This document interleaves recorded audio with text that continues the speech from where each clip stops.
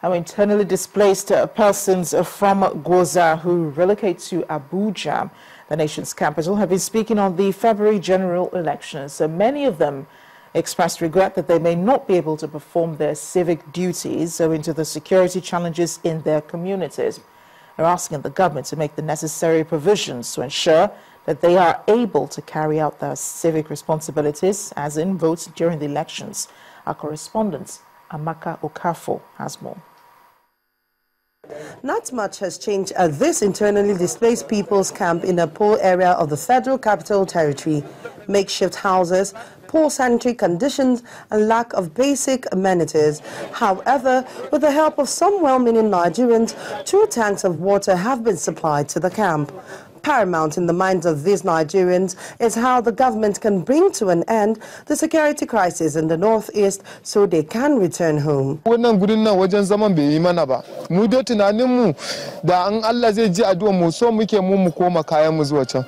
also concerned that they might not be able to vote in the general elections because they are not in possession of their voters' cards in the course of their displacement by the crisis. Others who have their voters' card fear that being away from the polling unit, they may not be allowed to vote. Over 6 days na Maiduguri, so ni karan kai na ma har na je na karbo within vote card ina gashi nan ni ma na karbo, so an banda ni kishin kasa ba zan je ba. Wannan kudi na ne na cire akan cewa nuna wa kasa na kishi da kuma wanda zan zaba. Da shike in wahala ya koro ka ba za ka manza, akwai tunanin da zai zo maka da wanda za ka mance wancan wahala din, dole ne ka gani kai wa kasanka.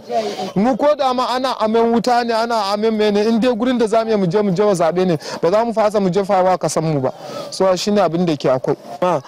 Haka nan yanzu ba mu da abin da zamu yi zabe da shi din. Ba za mu yi zabe. Ba mu da voters card ko government ko INEC yanzu ba ta dau mataki akan akwai mutanen da azubiya nan bari mu yi yayi ne zamu yi su yi zabe ko kuwa mu yi yayi zai a kai musu su voters card yanzu ba wanda ya kula da wani abin kwata-kwata.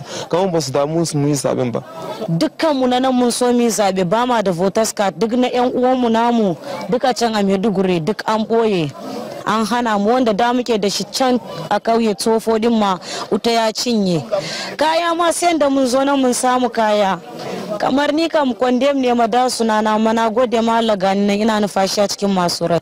The desire of these persons is for peace to return to the northeast so that life can return to normal. For now, they are making do with what is available to them while seeking government intervention to better their lives. Amaka Okafo, Channels Television News. Well, the last appears not to have been heard about the credentials of the APC presidential candidate, General Muhammadu Buhari. Since the PDP raised alarm over the general certificate, a rights group, the Integrity and Justice Initiative, today held a press conference where they challenged the candidates and INEC over the matter. Meanwhile, the APC candidate has broken silence over the matter. Our political correspondent, Shion Kimbaloye, has more on this.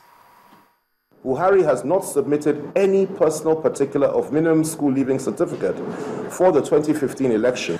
That was how the certificate controversy all started. The debate over whether or not the APC presidential candidate, General Muhammadu Buhari, can stand for election on the grounds of his credentials. The dust over General Buhari's certificate has not yet settled. This time, a rights group, the Integrity and Justice Initiative, are asking the same question the PDP raised several days ago. General Buhari, as things stand, does not qualify to stand as a candidate for the February 12, 2015 presidential election, as he has failed to show proof that he has been educated up to school certificate level. Whilst his standing as former military head of state is not in doubt, we posit that as a nation governed by laws, any individual wishing to be president of Nigeria in this democratic dispensation must comply fully with the provisions of the 1999 Constitution. The group says the APC presidential candidate has been silent on the matter, but it appears that's not exactly the case, as General Buhari now speaks up on the issue.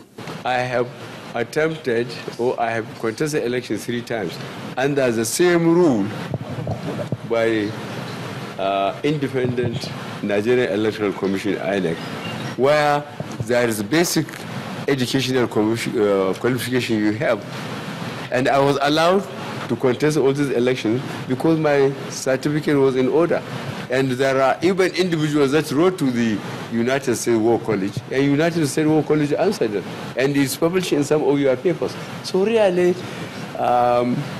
this desperation of disinformation that is being passed around, it do nobody any good, because our minds are being taken away from the serious issues of corruption and incompetence by the PDP. As the race towards the 2015 general elections heats up, more debates may ensue in the coming days. All of these in the bid for Nigerians to decide what the best man is. Sheung Okimbalwe reporting for Channels Television News. Our journey in the political campaign takes us to Imo State, where the governorship candidate of the All Progressives Grand Alliance, APGA, Captain Emmanuel Iheanacho, has continued to traverse the length and breadth of the state, wooing supporters to vote APGA in the forthcoming elections. In a recent rally at Ukwekwema Square in Owerri, the Imo State capital, the captain promised the people massive job opportunities through industrialization if elected governor of the state. The APGA governorship candidate and his campaign train along Egu Road, with supporters on both sides waving in admiration.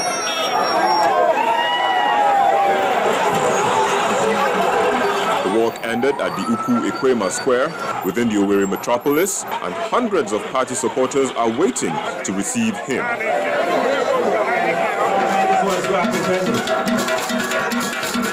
Before the APGA governorship candidate ascended the stage, his running mate, Mr. Ike Ibe, tells the gathering why his principal should be voted into office. The reason why I decided to join him and follow him in the quest for service of Imo State is because I have found him, like Imo have found him, fit in character and a person to be governor of Imo State.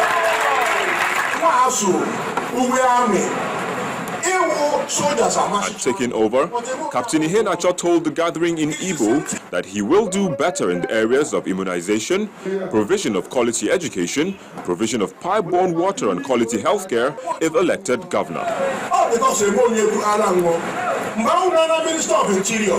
When I was Minister of Interior, something happened. At that time, when people are called for job interviews, they are only taken if they have a godfather. But I stopped that and helped not only Imo people, but every Nigerian.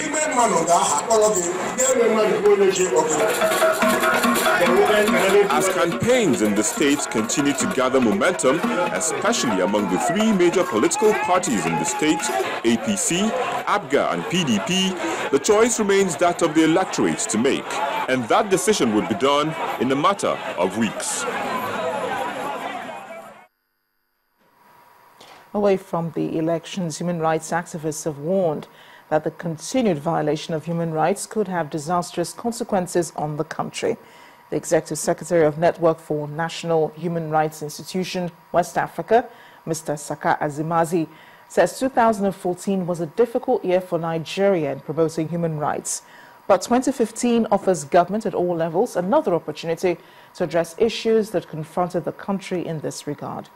Our correspondent, Lina Kigbe, looks at some of the major issues that challenged the country in promoting human rights in 2014.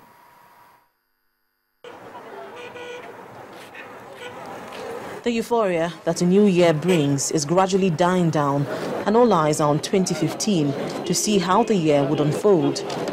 But the door to 2014 cannot be shut completely without examining how Nigeria fared in promoting and upholding the human rights of its citizens. After all, human rights, they say, is a bedrock of democracy. Are you worried that there's going to be issues from the election? Mr. Saka Azimazi is Executive Secretary, Network of National Human Rights Institutions in West Africa. He tells me that 2014 was a difficult year for Nigeria in promoting and protecting human rights. One of the fundamental human rights is the right to life.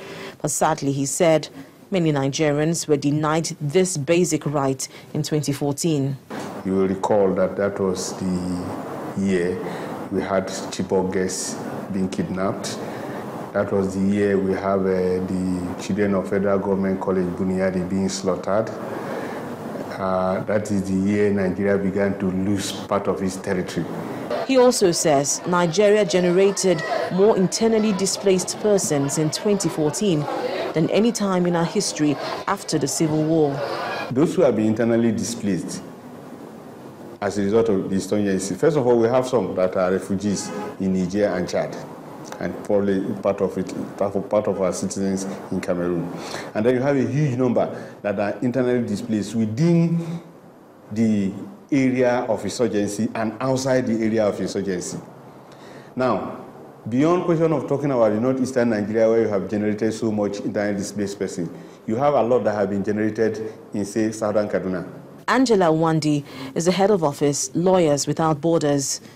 She says in 2014, several human rights violations arose from the counter-terrorism tactics adopted by security officials. Security agencies use torture, almost on a routine basis for interrogation of suspects, and also